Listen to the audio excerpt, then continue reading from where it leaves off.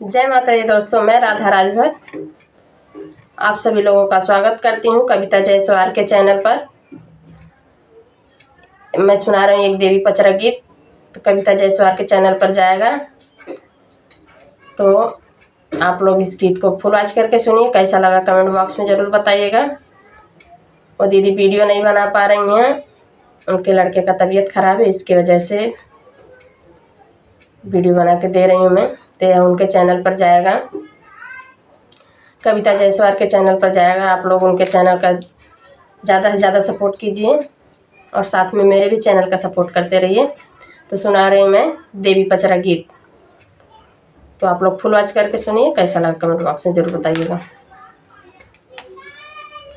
होत भोर हरिया बैठिया पानी चाउरिया हो मायरिया हमारी ना, जो है मालिन के डगरिया हो मायरिया हमारी ना, जो है मालिन के डगरिया हो मायरिया हमारी ना।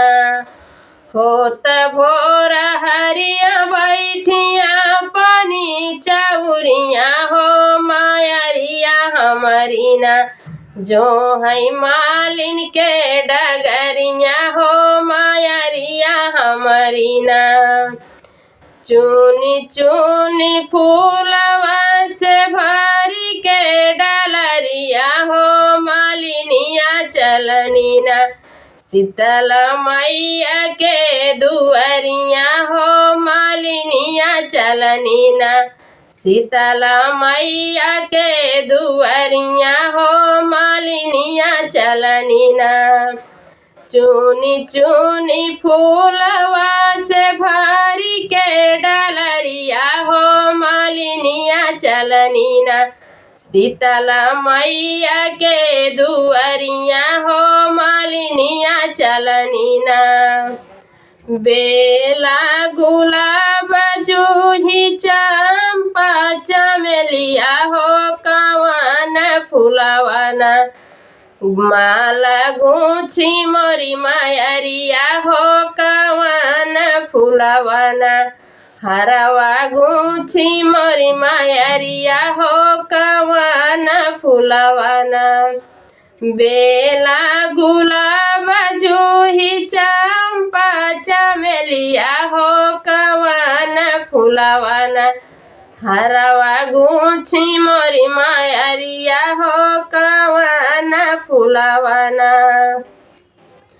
उलटी पलटी माई खोजली डलरिया हो कहाँ हो बाटैना, हमरे अढ़उल के डलिया हो कहाँ हो बाटैना, हमरे अढ़उल के डलिया हो कहाँ हो बाटैना।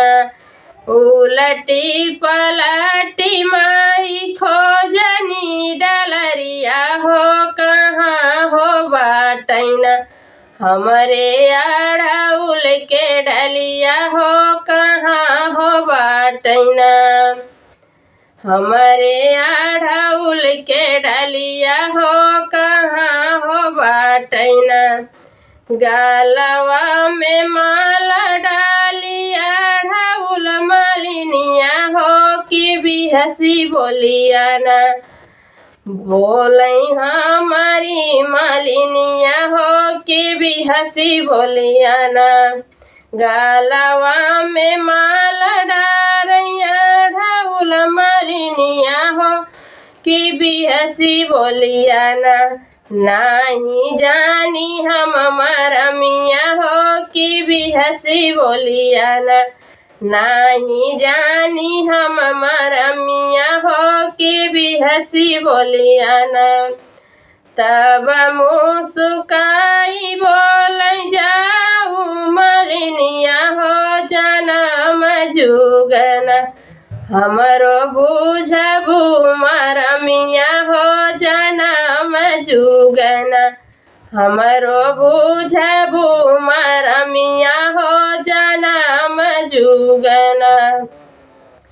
तब मुस्काई बोली तब मुस्काई माई बोली मलिनिया हो कि जानम जुगना हमरो बुझबू मरमिया हो कि जानम जुगना हमरो बुझबू मरमिया हो कि जानम जुगना। जय माता दी आप सभी से।